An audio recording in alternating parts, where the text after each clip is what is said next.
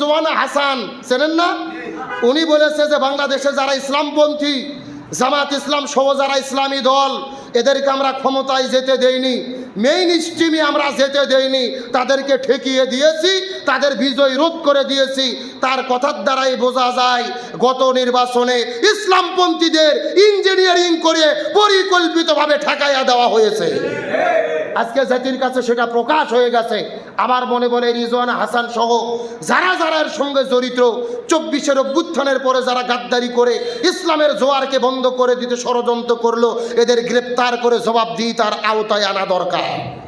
কারণ যারা ষড়যন্ত্র করেছে 2000 ছাত্র জনতার জীবনের সঙ্গে গাদ্দারি করেছে, জুলের সঙ্গে গাদ্দারি করেছে, ইসলামের উত্থানকে রোধ করে দিতে চেয়েছে। এই জালেমদের বলতে চাই, তোমরা যতই ষড়যন্ত্র করুক করো না কেন, আজ হোক কাল হোক এই বাংলার জমিনে কোরআনের বিজয় হবেই হবে ইনশাল্লাহ। এখন কোরআনের বিজয় না হওয়া থেকে আপনাদের মন খারাপ না? আমাদের কাজ হলো চেষ্টা করা। ইসলামী দল করলে কোনো বিপদ নাই। আমাদের বগুড়ায় একটা কথা আছে, হাতি মরলেও লাগ বাঁচলেও লাগ। আমরা যদি চেষ্টা করে বিজয় করে ফেললাম আলহামদুলিল্লাহ, কিন্তু বিজয় যদি না করতে পারি চেষ্টা করে করে মরে যাব, এর বিনিময়ে জান্নাত দেবে কে? আরে ভাই, আমাদের আসল পুরস্কার তো আখিরাতে। কথা বল না কে? আমরা কি শুধু দুনিয়া পাওয়ার চেষ্টা করি নাকি? আমাদের আসল পুরস্কার কোথায়? আখিরাতে জান্নাত। শেষ কথা বোঝেন, আমরা হলাম দিন কায়েমের কিসেন বোঝেন না? শ্রমিক কর্মচারী। আমাদের সবাইকে মিলে যদি 5 বিঘে জমি ধান লাগানো কেউ চুকে দেয়, 10,000 টাকা দিয়ে আমরা 5 বিঘে জমি ধান লাগানো চুকে নিলাম, মানে চুক্তি করলাম। আমরা সবাই মিলে ধান লাগাইছি, সন্ধ্যের আগে ধান লাগানো শেষ, টাকা কয় হাজার পাবো? আরো জোরে বলেন। কিন্তু ধান লাগানোর কিছুক্ষণ পরে যে গরু যদি ধান খায়, বন্যা এসে ধান চলে যায়, গারস্থ আমাদের টাকা দেবে কি দেবে না? গারস্থ টাকা দিতে বাধ্য। আমাদের দায়িত্ব ছিল ধান লাগানো। আমাদের দায়িত্ব এই বাংলাদেশে কোরআন বিজয়ের চেষ্টা চালানো। বিজয় হবে কিনা এই দায়িত্ব হলো আল্লাহর। আমরা চেষ্টা করতে করতে মরে যাব, এর বিনিময়ে আল্লাহ আমাদের জান্নাত দেবে ইনশাআল্লাহ। সুতরাং এই বাংলার জমিনে কোরআন বিজয়ের কাজ করতে আমরা রাজি আছি ইনশাআল্লাহ। তাহলে আসুন আজকের আলোচনা থেকে আমরা সিদ্ধান্ত নেব, কোরআনের হক কয়টা? আরো জোরে বলেন। আর রাসূল বলেছেন এই 4টে হক যারা আদায় করবে এই কোরআন তাদেরকে সুপারিশ করে জান্নাতে নিয়ে যাবে। সুবহানাল্লাহ বলেন। তাহলে আজকের আলোচনা থেকে আমরা সিদ্ধান্ত নেই, কোরআন পড়বো, কোরআন বুঝবো, কোরআন দিয়ে জীবন করব। এই কোরআনের 4টে হক আদায় করতে গিয়ে প্রয়োজনে শহীদ হব, জীবন দেব, তারপরে কোরআন ছাড়া হব না। কারা কারা রাজি আছেন দুটি হাত একটু আল্লাহকে তুলে দেখায় দেন। লিল্লাহি তাকবীর। আল্লাহ তাআলা আমৃত্যু পর্যন্ত আমাদেরকে কোরআনের পথে থাকার তৌফিক দিক, বলেন আমিন। আসেন আজকের আলোচনার মূল কথা, যেই বিষয়টা আমি আপনাদের মেসেজ দিয়ে আমি শেষ করে মোনাজাত করে দেব। এই যে এতক্ষণ পর্যন্ত রোজার এত গুরুত্ব বললাম, এত ফজিলত বললাম, এত তাৎপর্য বললাম, এর পেছনে কারণটা কি? এই রোজার এত গুরুত্ব, এর পেছনে কারণ কি? আল্লাহর কোরআন বলেছেন, শাহরু রমাদান আল্লাযী উনজিলা ফীহিল কোরআন হুদাল লিন-নাস ওয়া বাইয়িনাতিন মিনাল হুদা ওয়াল ফুরকান। আল্লাহ বলতিছে রোজার এত সম্মান হতো না, এত গুরুত্ব হতো না যদি না রমজান মাসে আমি কোরআন নাজিল না করতাম। সুবহানাল্লাহ বলেন। তাহলে সবাই একটু আমাকে কথার উত্তর দেন। তাহলে বোঝা গেল রোজার গুরুত্ব কিসের কারণে? একটু শেষবারের মতো কথা বলেন, কিসের কারণে? এখন বলেন তো, পৃথিবীর সর্বশ্রেষ্ঠ নবীর নাম কি? মুহাম্মাদুর রাসূলুল্লাহ সাল্লাল্লাহু আলাইহি ওয়াসাল্লাম। এখন বলেন তো, আমাদের নবী যে শ্রেষ্ঠ নবী, এর পেছনে কারণ কি? তার কারণ আমাদের নবীর উপরে কি নাজিল হয়েছে? এখন আপনাদের কাছে 3 নম্বর প্রশ্ন, এই পৃথিবীর ভেতরে শ্রেষ্ঠ রজনীর নাম কি বলেন তো? লাইলাতুল কদর। লাইলাতুল কদর কেন শ্রেষ্ঠ হলো? কারণ এই মাসে কি নাজিল হয়েছে।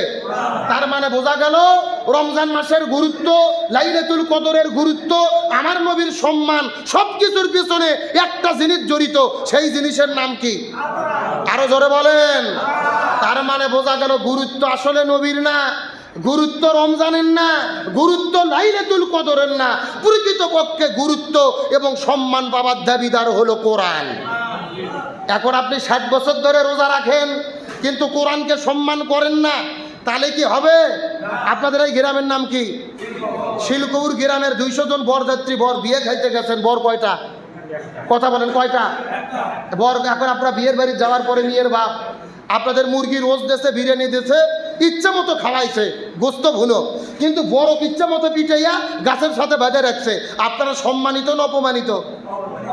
কথা কয় না কেন? এই মাত্র না বিরিয়ানি খাইলেন, মুরগি রোস্ট খাইলেন, 200 জন বরযাত্রীকে খাওয়াইয়া আর বরকে পিটাইয়া যেইভাবে যাত্রীদের সম্মানিত করা যায় না, একই রকম কোরআনকে সম্মান করে রোজা রেখে লাইলাতুল কদর পালন করে কখনোই জীবনের গুনাহ মাফ করে নেওয়া যায় না।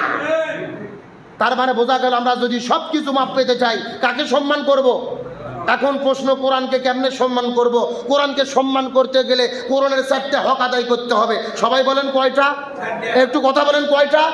1 নম্বর কোরআন পড়তে হবে, 2 নম্বর কোরআন বুঝতে হবে, 3 নম্বর কোরআন অনুযায়ী আমল করতে হবে, আর 4 নম্বর কোরআনের বিধান হলেন কোরআনের বিধান এই জমিনে বাস্তবায়ন করতে হবে।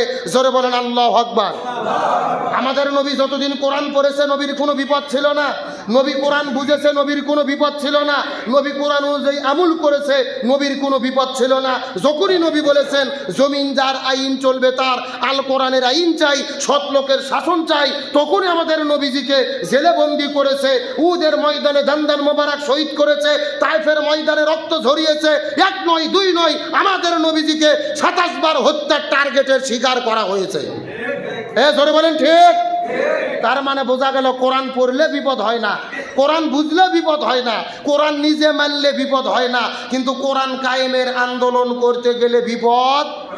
এই বাংলাদেশের দিকে লক্ষ্য করে দেখেন, কোরআনের বাকি শহীদ আল্লামা দেলওয়ার হোসেন সাইদি, আল্লামা সাইদি যতদিন কোরআন পড়েছে তার কোনো বিপদ ছিল না, কোরআন বুঝেছে তার কোনো বিপদ ছিল না, নিজে আমল করেছে তার কোনো বিপদ ছিল না।